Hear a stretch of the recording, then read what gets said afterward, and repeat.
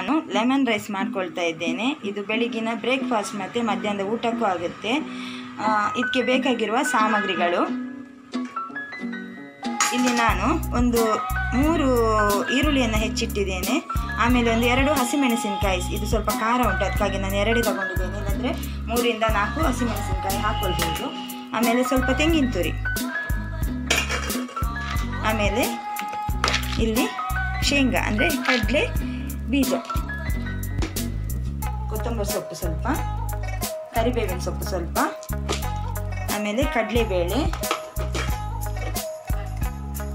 1.5 ಲಿಂಬೆಹಣ್ಣಿನ ರಸ, ಅರಶಿನ, ಆಮೇಲೆ ಇಲ್ಲಿ ಸಾಸಿವೆ, ಉಪ್ಪು, ಎಣ್ಣೆ, ಉದ್ದಿನಬೇಳೆ, ಇಷ್ಟು ಇದಕ್ಕೆ ಬೇಕಾಗಿರುವಂತಹ ಸಾಮಗ್ರಿಗಳು. ಈಗ ಮಾಡುವ ವಿಧಾನವನ್ನು ನೋಡ್ಕೊಳ್ಳೋಣ. ಮತ್ತು ಎಣ್ಣೆಯನ್ನು ಬಿಸಿ ಆಗಲಿಕ್ಕೆ ಇಟ್ಟಿದ್ದೇನೆ ನಾನು. ಇದಕ್ಕೆ ಸ್ವಲ್ಪ ಸಾಸಿವೆ ಹಾಕ್ಕೊಳ್ಳೋಣ. ಸಾಸಿವೆ ಹಾಕ್ಕೊಂಡಿದ್ದೇನೆ. ಈಗ ಚೆನ್ನಾಗಿ ಇದು ಸಿಡಿಲಿ. ಇದು ಚೆನ್ನಾಗಿ ಚಟಪಟ ಅಂತ ಸಿಡಿದ ಕೂಡಲೇ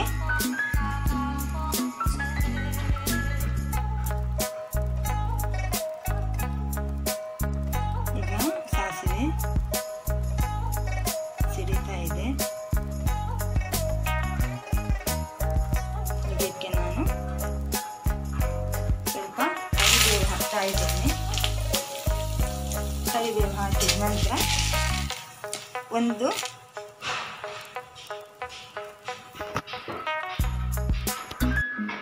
ಇಂಥ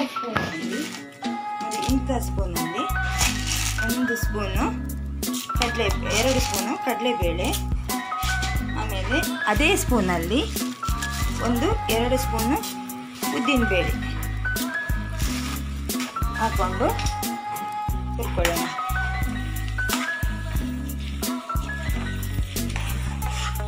ನೋಡಿ, ಚೆನ್ನಾಗಿ ಹುರ್ಕೊಳ್ಳಿ. ಉದ್ದಿನಬೇಳೆ ಹಾಗೂ ಕಡಲೆಬೇಳೆ ಸ್ವಲ್ಪ ಕೆಂಪು ಕಲರ್ಗೆ ಬರುವಷ್ಟೊತ್ತಿಗೆ ನಾವು ಹೆಚ್ಚಿಟ್ಟ ಈರುಳ್ಳಿ ಮತ್ತು ಹಸಿಮೆಣಸಿನಕಾಯಿ ಇದೆರಡನ್ನು ಸೇರಿಸ್ಕೊಳ್ಳೋಣ.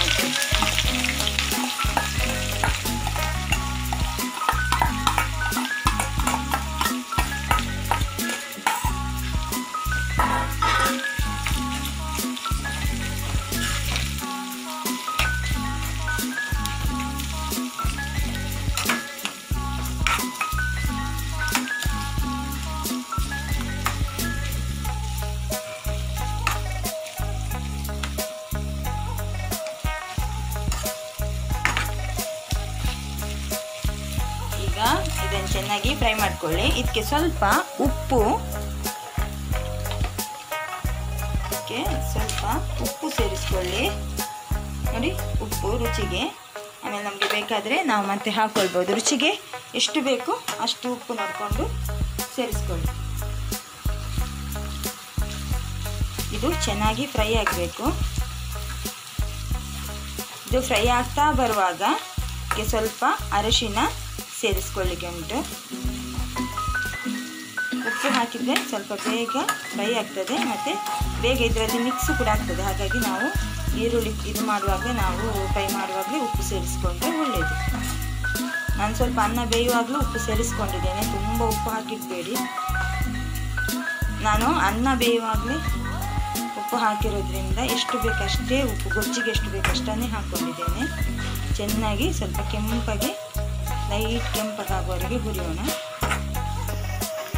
ಈಗ ನೋಡಿ, ಇದು ಸ್ವಲ್ಪ ಕೆಂಪಾಗ್ತಾ ಬಂತು ಈರುಳ್ಳಿ. ಇದಕ್ಕೆ ನಾನು ಹುರಿದಿಟ್ಟ ಶೇಂಗಾವನ್ನು ಕೂಡ ಹಾಕ್ಕೊಳ್ತೇನೆ.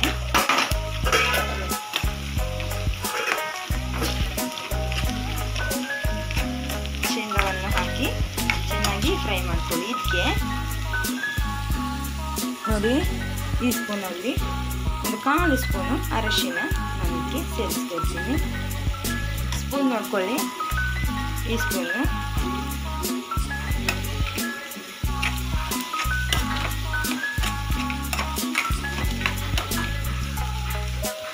ಚೆನ್ನಾಗಿ ಫ್ರೈ ಮಾಡ್ಕೊಳ್ಳಿ. ಸೇರಿಸಿ ಈ ಥರ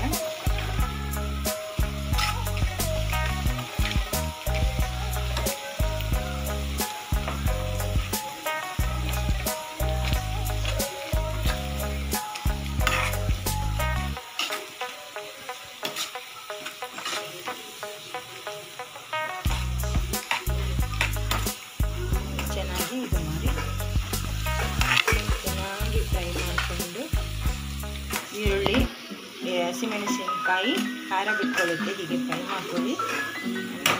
ನೋಡಿ ಇಲ್ಲಿ ನಾನು ಈರುಳ್ಳಿ ಚೆನ್ನಾಗಿ ಫ್ರೈ ಆಗಿದೆ. ಇದಕ್ಕೆ ನಾನು ಹುರಿದಿಟ್ಟಂತಹ ಕಡಲೆ ಬೀಜ ಅಂದರೆ ಶೇಂಗಾವನ್ನು ಸೇರಿಸ್ಕೊಂಡಿದ್ದೇನೆ. ಈಗ ಇದಕ್ಕೆ ನಾನು ತುರಿದಿಟ್ಕೊಂಡಂತಹ ತೆಂಗಿನಕಾಯಿ ತುರಿ.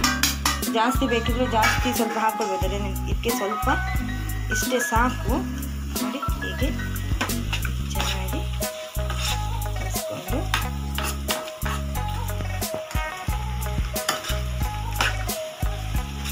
ಈಗ ಇದಕ್ಕೆ ನಾನು ಇಲ್ಲಿ ಹಿಂಡಿಟ್ಟಂತಹ ಲಿಂಬೆ ರಸ ಇದನ್ನು ಕೂಡ ಇದಕ್ಕೆ ಸೇರಿಸ್ಕೊಳ್ತೀನಿ. ಲಿಂಬೆ ರಸ ಸೇರಿಸ್ಕೊಂಡು ಚೆನ್ನಾಗಿ ಮಿಕ್ಸ್ ಮಾಡಿಕೊಂಡು ಜಾಸ್ತಿ ಹೊತ್ತು ಗ್ಯಾಸ್ ಆನ್ ಮಾಡ್ಕೊಂಡು ಇಡಬೇಡಿ, ಆಫ್ ಮಾಡಬೇಡಿ. ಲಿಂಬೆ ಹಣ್ಣಿಂದ ರಸ ಹಾಕಿದ ಕೂಡಲೇ ಸೇರಿಸಿದ ಕೂಡಲೇ ಗ್ಯಾಸನ್ನು ಆಫ್ ಮಾಡ್ಕೊಂಡ್ಬಿಡಿ. ಈಗ ಗೊಜ್ಜು ರೆಡಿ ಆಯಿತು. ಈಗ ಕೊನೆಗೆ ಇದಕ್ಕೆ ನಾನು ಕೊತ್ತಂಬರಿ ಸೊಪ್ಪನ್ನು ಕಟ್ ಮಾಡಿ ಹಾಕ್ತೀನಿ. ನೋಡಿ ಕೊತ್ತಂಬರಿ ಸೊಪ್ಪನ್ನು ಇದಕ್ಕೆ ಚೆಂದಾಗಿ ಕಟ್ ಮಾಡಿಕೊಂಡು ಹಾಕೋದು. ಕೊತ್ತಂಬರಿ ಸೊಪ್ಪು ಹಾಕೋದು ಅದು ನಮಗೆ ಆಪ್ಷನಲ್. ಹಾಕ್ಕೊಂಡ್ರು ಪರವಾಗಿಲ್ಲ, ಹಾಕೊಳ್ಳೋದಿಲ್ಲ ಪರವಾಗಿಲ್ಲ. ಕೆಲವ್ರಿಗೆ ಇಷ್ಟ ಆಗುತ್ತೆ, ಕೆಲವರಿಗೆ ಕೊತ್ತಂಬರಿ ಸೊಪ್ಪು ಇಷ್ಟ ಆಗೋದಿಲ್ಲ. ನೋಡಿ ಲೆಮನ್ ರೈಸ್ ಗೊಜ್ಜು ರೆಡಿ. ಈಗ ಇದನ್ನು ನಾನು ಅನ್ನಕ್ಕೆ ಕಲಿಸ್ಕೊಳ್ಳೋದು ಹೇಗೆ ಅಂತ ತೋರಿಸ್ತೇನೆ.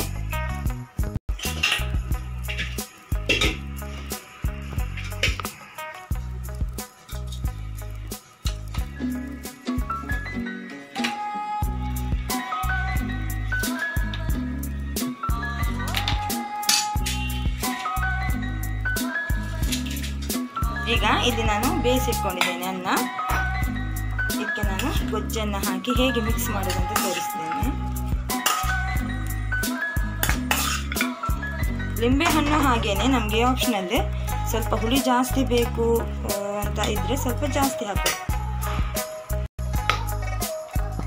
ಈಗ ನಾನು ಇದನ್ನು ಚೆನ್ನಾಗಿ ಕಲಿಸ್ಕೊತಾ ಇದ್ದೇನೆ ಅನ್ನ ಜೊತೆ.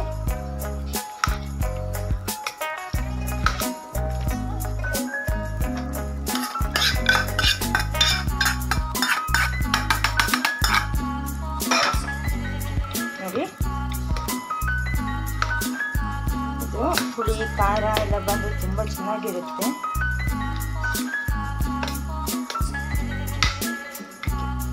Lemon rice ready.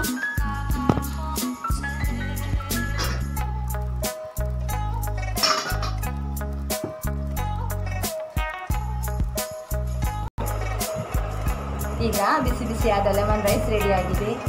ನೀವು ಕೂಡ ಮನೆಯಲ್ಲಿ ಇದನ್ನು ಟ್ರೈ ಮಾಡಿ. ಈ ರೆಸಿಪಿ ನಿಮಗೆ ಇಷ್ಟವಾದಲ್ಲಿ ಲೈಕ್ ಮಾಡಿ, ಶೇರ್ ಮಾಡಿ, ಸಬ್ಸ್ಕ್ರೈಬ್ ಮಾಡಿ.